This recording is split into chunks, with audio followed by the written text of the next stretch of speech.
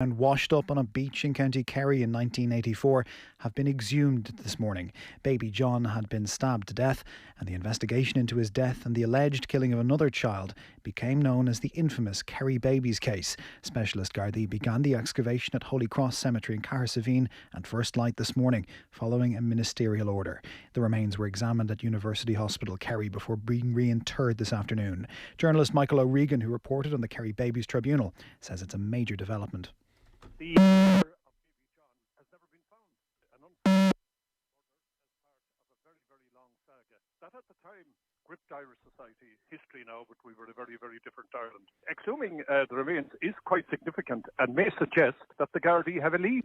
The reintroduction of COVID-19 restrictions may be required in the future. The Chief Medical Officer will tell an Oireachtas committee tomorrow the continued high incidence of the disease means we cannot fully rule out the possibility. Today, a further 1,181 new cases of the virus were reported by the Department of Health. The number of people in hospital with the virus has fallen by 12 in the last 24 hours to 309, while 60 are in intensive care, up 2 over the same period. Foreign Minister Simon Coveney has insisted arrogance didn't play a part in the Catherine Zappone affair. Opposition parties have branded it naked cronyism ahead of a vote of no confidence tomorrow night. Labour TD Ivana Bacik says she and her party will be voting no confidence in the minister. There has now been a counter-motion put down by the government, so I think that will be taken first. In fact, the business may alter somewhat. But once the vote proceeds, we will certainly be voting for no confidence in the government. And in keeping with our position as Labour, putting forward an alternative set of priorities and set of policies, we voted against the formation of this government last year, and any vote we take would reflect our lack of confidence generally in this government's ability. It's 2 minutes past 9. News Talk Weather. Thanks to Ryanair, investing 20 billion in our environment with new, greener aircraft. More showery rain in spots tonight, mainly in the west and northwest, turning misty and close to flat calm. Lows of 9 to 13 degrees. And now you're up to date on News Talk. How would you spend €20,000? The 20k giveaway on News Talk. Yes, indeed, it's the 20k giveaway on News Talk. Your chance to win a life-changing sum of money, €20,000. It could be yours this Friday. All you have to do is tell us which country are ABBA from. Is it A, Sweden, or B, South Africa? That's the question. Text the word play, followed by A, Sweden, or B, South Africa. Which country are ABBA from? Send it to 57599. Entries cost €2.50 plus your standard message rate, and you must be 18 or over to enter. You are playing across the Go Loud network of stations. You'll find full terms and conditions on newstalk.com. Get your entry in by 3 o'clock this Friday, and then we could be calling you to give you 20k this Friday. Answer within 5 rings and the cash is yours. So for your chance to win that €20,000, text play to 57599 with your answer. Best of luck with that. The Football Show on Off the Ball. I'm prepared to do anything I can to play for my country again. Do it then. What about your start to the game? It wasn't bad, was it? Why should an honest answer be a mistake? How can a modern day manager not have a mobile phone? Why should he? Now you're welcome along to the Football Show. Lots going on. Opening evening of the new Champions League season. There are a number of games which kicked off late and second halves are just underway. I'll give you scores in a second. Andy Minton's going to join us later on, editor of United We Stand. He was in Switzerland this evening to watch young boys beat Manchester United by 2-1. United did take a lead, courtesy of Ronaldo, his third in 2 games. Then Wan-Bissaka sent off just before the break, went over the top of the ball and had to go, really. So that was United down to 10 men. And young boys scored the winner in the 95th minute. Jesse Lingard with a blind back pass intercepted. Young boys make off celebrating. So bad start to Manchester United's Champions League campaign this season. In their group, by the way, 48 minutes in the clock. It's 1-1 between Villarreal and Atalanta.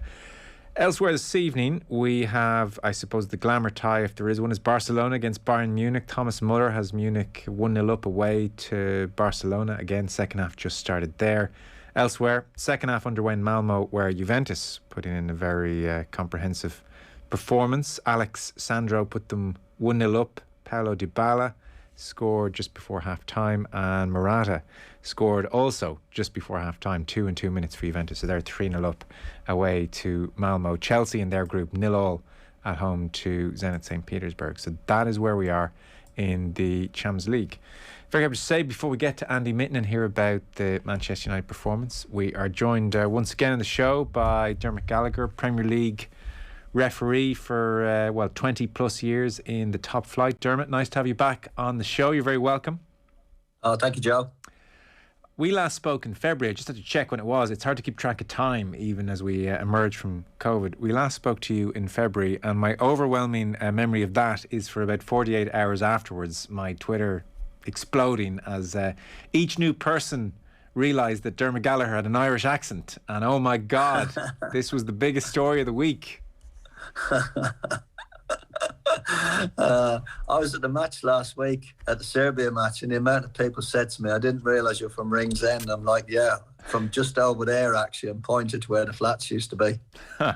Well, I was stunned a few people. Well, I was struck by a number of people in the UK who work in media who had worked with you in television and beyond, and they were as stunned as anyone. And the cat's out the bag. So, I mean, I was thinking, well, now you can go all Irish on the TV. I mean, if Graham Norton can do it and now the cat's out of the bag, surely we can. Do you know what jumped out to me? So I remember that night talking to you, and I do remember thinking, he sounds a bit more Irish here than I remember. It's hard when you're working off memory. It was almost only after the chat when I saw various clips of you side by side with English audience Dermot and Irish audience Dermot that I realised just how big the difference is. I'd say you got a few funny comments from people in Sky the next day, did you? Oh, from everybody. Blimey, I could have worn my trousers with my phone the following day. It was so red hot. Oh, well, look, it's funny, isn't it? Things that go big for no particular reason. Thanks so much for joining us. It's an interesting time when it comes to refereeing in the Premier League at the moment, and obviously the strike challenge on Harvey Elliott has really kind of prompted almost a re-examination of what's been happening over the opening couple of rounds of the Premier League, and this effort, I suppose, to let the game flow. We'll come to the Elliott challenge in a moment, and maybe this weekend in a moment, but just the opening rounds of the Premier League, what differences, if any, to be fair, but what differences were you noticing in the refereeing, say, compared with just last season or the last couple of seasons? I think it's patently obvious, Joe, isn't it, that they've watched the Euros, and the Euros, with the exception of probably the Spain-Sweden game, was an absolute fantastic competition. You know, and they've looked at that, they've seen how the referees have refereed the match, they've seen how the games have been played, they've seen how the players have reacted. And I think they've thought, well, this is appeal to everybody. And I would applaud the PGMO for not only watching the Euros and saying, well, this is the right way forward, but saying to the referees, well, look, we can learn a lot from here. We haven't got to change the product, we haven't got to change how you referee, but we can adapt certain things, we can tweak certain things. And I think that's what they've done. They've done it really well. And they've played 40 games now in the Premier League. And I think, you know, one of the platforms I use on the Saturday, Sundays, I go out across the world with the Premier League football, analysing all the football. And it seems to have universal approval that everybody thinks it's a far, far better product now with more competition, if you like. I think the players have adapted to it very, very quickly. You know, they've any player that's gone down relatively easily has got up very quickly and the game's gone on. It's led to much more competitive games. It's much more better for the spectators. I think that's another thing as well, Joe. The fact that the grounds now are full again has added to the whole theatre of it. So I think by and large, it's been fabulous to watch. And as I say, when I was a little boy in Ringsend growing up, I loved football. My dad played football. He wanted me to be a competitive footballer, you know, not necessarily professional football, but competitive. And he would have loved the way the game's being played now, honestly. Yeah, no, I'd echo that. I've really enjoyed the opening weekends to this Premier League season. I think it's been brilliant. And that leniency from the referees has been a part of it for sure. Talk to us about the challenge then on Elliott Pascal's strike. The accusation, if we're to try and kind of map this out, the accusation here against the referee and say is that this season an environment has been created whereby Struijk is more likely to make that challenge because he understands there's more leniency. Is that right, do you think? 100% no. I think if you look at that game, it was played in great spirit. I think if you look at that challenge, lots and lots of people around the world haven't had the benefit of replays, and I can fully understand why, and lots of them wouldn't want the benefit of replays. But obviously where I work on Sunday, once that challenge is made, I've got to go through it and look at it. And I just think it is a really, really freak accident, Joe, honestly. It's a challenge that you would see in many, many games. But because he just happened to come down with his trailing leg on the back of his ankle, it was a very, very unfortunate accident. And, you know, God willing, you will never see anything like that again. I don't think there's any blame for 1 second attached to Struijk. He had no intention whatsoever of hurting Harvey. And to Harvey's credit, you know, look how he's come out of this. You know, he said the same. You know, he said it was a complete accident. Look how he, in the hospital, he gave a shirt away to the kid in the ward. You know, so I'd rather look at the good things about it, Joe. You know, not look at the, you know, terrible injury. Let's just hope that Harvey gets well very, very quickly back on the pitch out where the start of the season has been fantastic. And I want to see him back doing that rather than talk about a freak accident. Yeah, I guess we'll have to almost wait a couple of months and see if the leniency leads to more of these freak incidents, because they're called freak incidents, and I understand why. And it was his trailing leg, and to my eye there was enough of the ball there, and he was at an okay angle to go for the ball. I don't think he didn't go through the back of Harvey Elliott. He tried to get the ball, follow leg goes through, but it'll be interesting to see now if players are more inclined to make these kind of challenges because they feel there'll be more leniency, and if therefore we do see more freak injuries or freak incidents become more common just by law of numbers and law of averages. And that's going to be the interesting thing to see. And we may not know for a couple of months yet what the consequences are, I suppose, is the interesting point, because it's very easy to get emotional about one incident. Yeah, but be mindful, Joe, that the referees meet every other week and they sit down at camp, they go through videos, they study videos, and they're a fluid process. Yes, you know, if they feel that, you know, there's a little bit of advantage being taken in a certain area, they tighten up. You know, if suddenly, to give you an example, if suddenly they see players throw themselves to the ground simulating, you see a lot more yellow cards come out for that. And then what that does, that has the effect of acting as deterrent, and it stops people doing it. Well, you know, I don't think they will.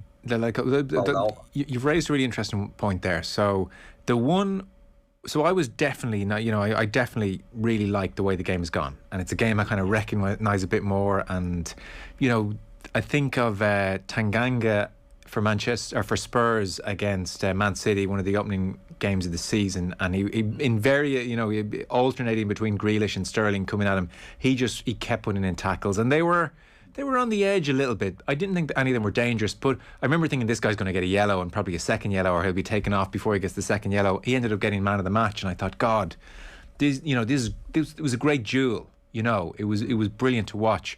Where I wondered, is this environment maybe going a touch far, was the James Tarkovsky one last night in Richarlison. I don't know if you saw that. Neville and Carragher were pretty strong on Monday Night Football afterwards. They said he tried to do him. This was one where the ball was there, man was vulnerable, and you go straight through, you take the ball, but you definitely get the man and your studs are up. And it's, you know, Neville said it's the kind of challenge he's made 100 times, and even in the 90s it was a yellow. But I wondered with Tarkovsky on that one, that struck me for some reason. I watched and I thought, oh, that's the environment. That's him thinking he's going to get away with this. And I was amazed, actually, that Martin Atkinson took no action.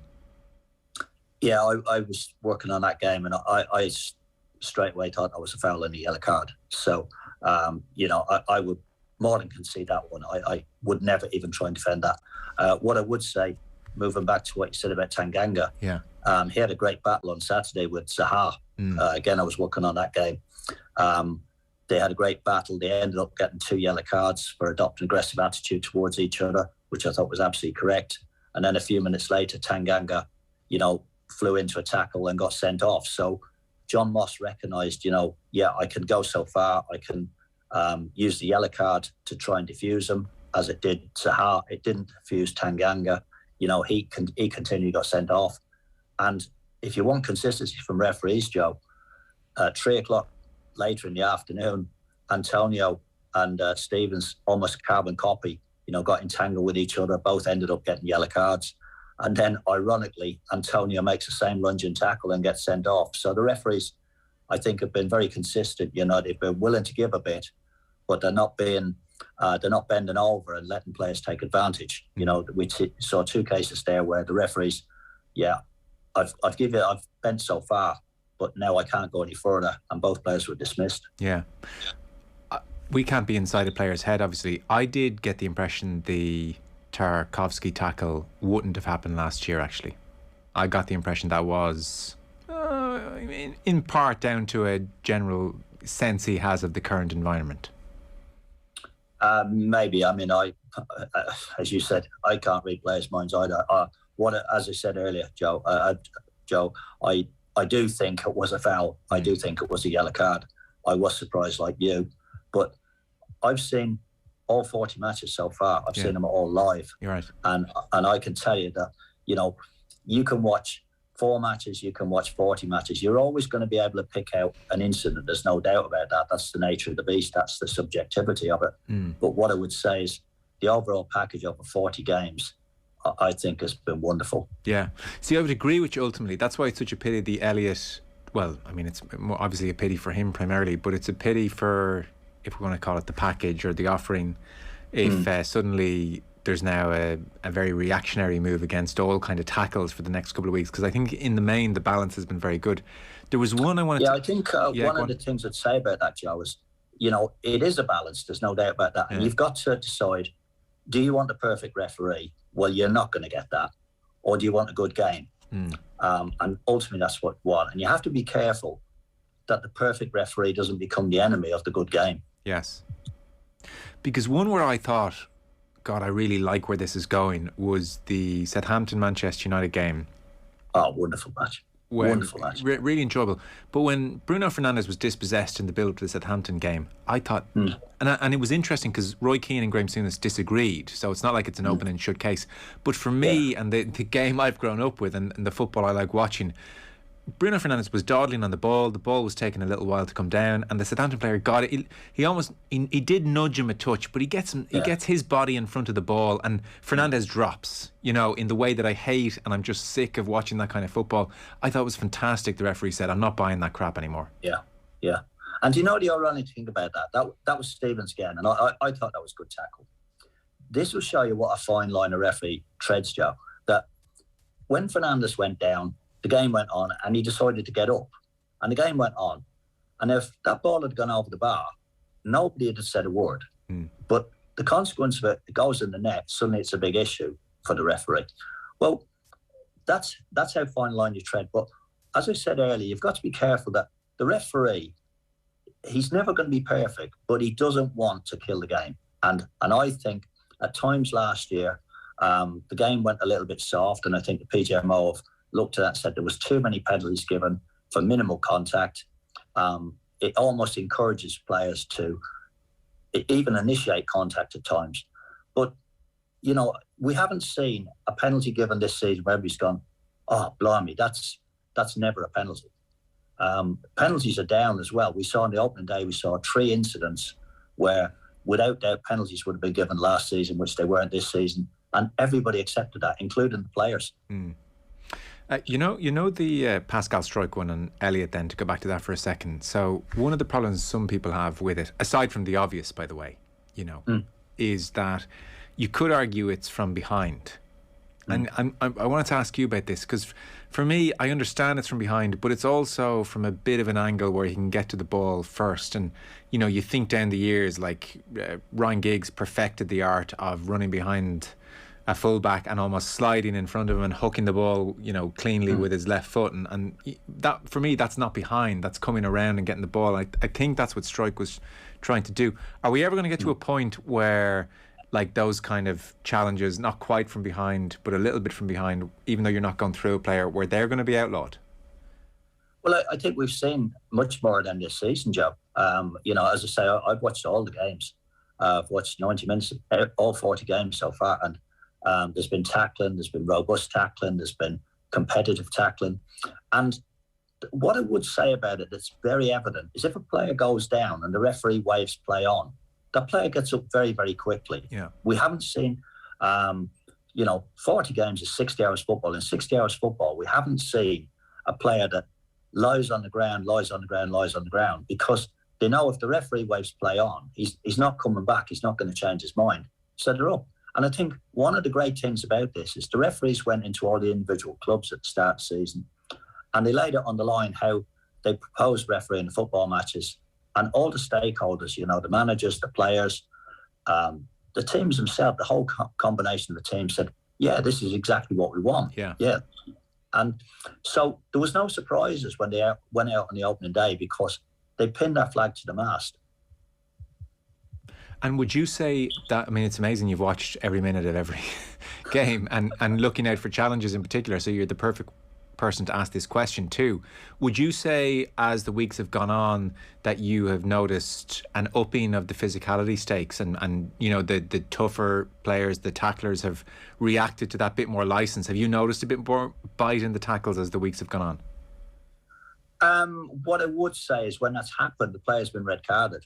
We saw Fernandez, the West Ham player, he overrun the ball. We saw the two on Saturday were sent off. And I think the referees are mindful, of, right, we've got to allow the players to express themselves. We've got to give them freedom to compete. But also they're mindful of the fact that, number one, you have to control the game, and number two, you have to protect the players. Yeah. And number one and number two aren't in order, they're parallel.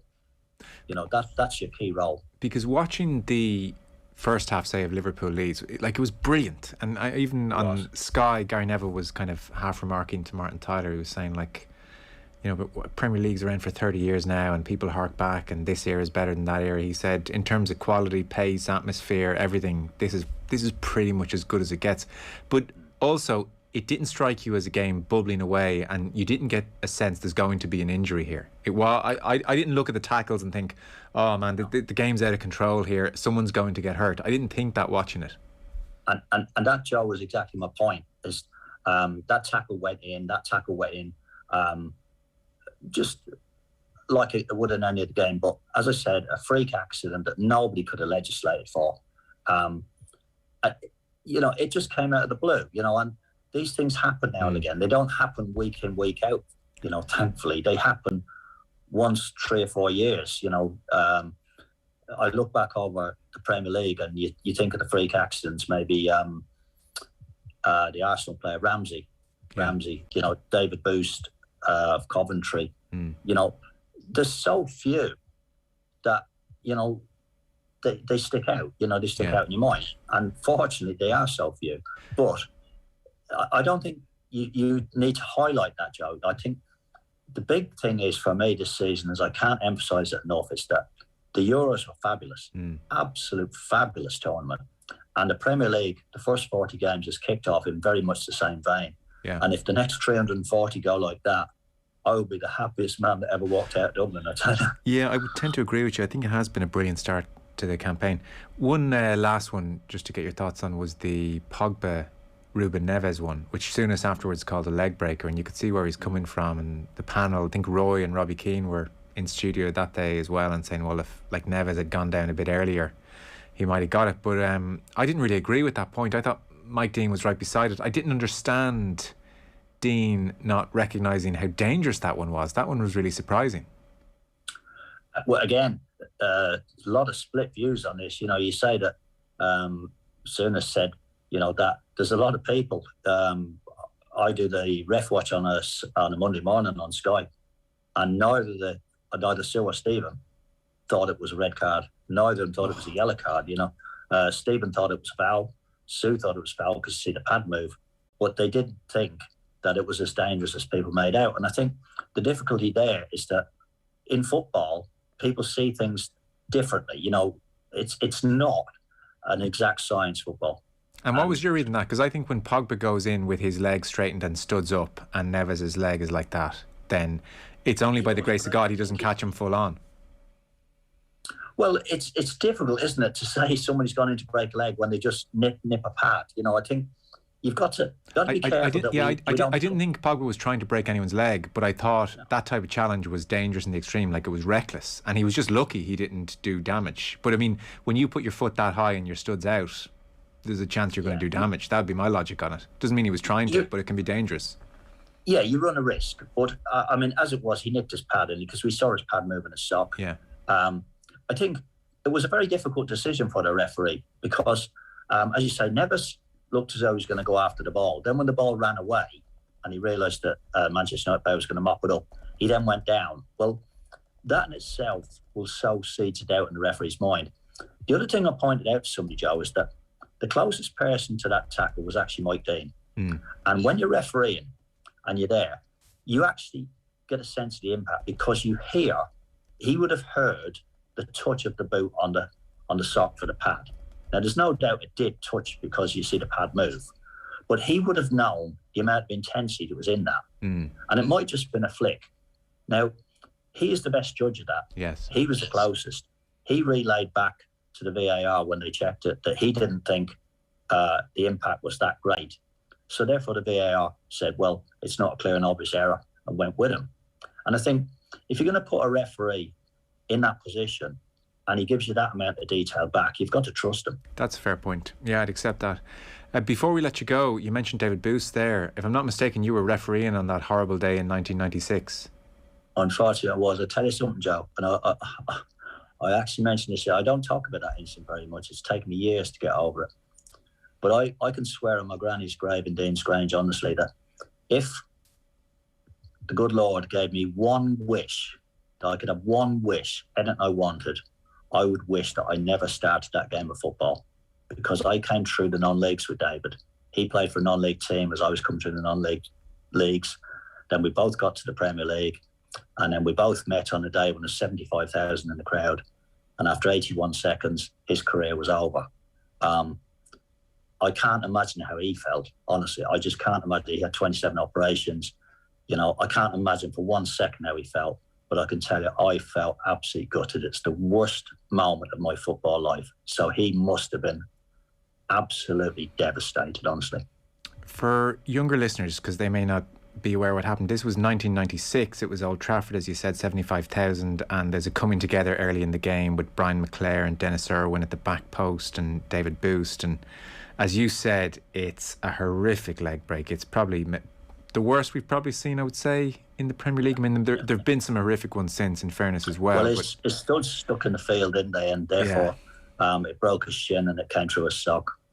It was just horrendous. There's an image of them washing blood off the pitch afterwards, and I know Peter Schmeichel went and had to get. He was sick. He was physically sick because he was nearby. And as you said, 27 operations. I think in the first 12 days he had 10 operations. This is how serious it was, and it was infected and everything. Just to show you how serious it was, Joe, you said the image of the blood on the pitch. It was me that mopped it up, and the blood was actually bone marrow. Right. That's how bad it was. God. So you can understand why it took me over 20 years to talk about it. Oh, I can imagine. And where were you on the pitch when it happened, Dermot? Right by him, because me and Dion Dublin were the closest two people to it, because it came over from a corner. Okay, because I saw a photo, and it didn't have you in it, but it had Dion Dublin looking down at Irwin and McClare and Boose, but it had Dion Dublin as a player knowing, like screaming and putting his hand up straight away. So you obviously must have known straight away too. Yeah, but I told Schmeichel to throw the ball out because I just saw his leg. Just told him to throw, and that's when he looked down and I thought he was going to be sick. But that was then, this is now. You know, as I say, it was. If I had one wish, I would swear that on my granny's grave that I didn't kick off that game. No, that was horrific. And do you remember David's reaction on the floor? All I remember is Gordon Strachan so worried about him. It's difficult to say, Joe, because you have so many emotions at that time. When I'm stood there, because I don't know if people are aware that there was only 81 seconds gone in that game, and whatever possessed me, I thought to take the crowd's focus off it. I got 6 footballs put on the pitch and sent them down to Stretford and all the players to keep kicking about and warming up, so there was no players near them. and stood over him, apart from medical people, was me and Gordon Strachan, and Gordon Strachan was just absolutely devastated. That's what I remember. I can't remember much all. I've seen David a few times at Coventry since, and he's still involved at Coventry, and I really felt for him, because I said he literally did come through the non-leagues with me, and he got to the Premier League, and it was just perverse. It was just, there's nothing I can say to make it right. It just happened. I can't even remember. Was it a foul? Was it a yellow card? Did you take action afterwards, or just a free coming together? No, it was. As I said, his stud stuck in the pitch, which caused a great problem. Okay. And as he's gone forward, the momentum of his body going forward has snapped his leg, but not to be repeated ever, hopefully. No, I hear you. What was it like trying to get through the remaining 88 minutes of that game? Difficult, because we didn't have the headsets that Craig Pawson would have had on Sunday, and I think that was a great thing with Craig, that they can say to him, keep going, park it. What I did when we restarted, I actually refereed the game in 10-minute blocks. I literally set myself 10-minute periods, saying, let's get through this next 10 minutes. When you got through that, it's like, let's work through this next 10 minutes. And literally that's how I concentrate, breaking it into bite-sized chunks, if you like, rather than thinking I've got to get through to quarter 5.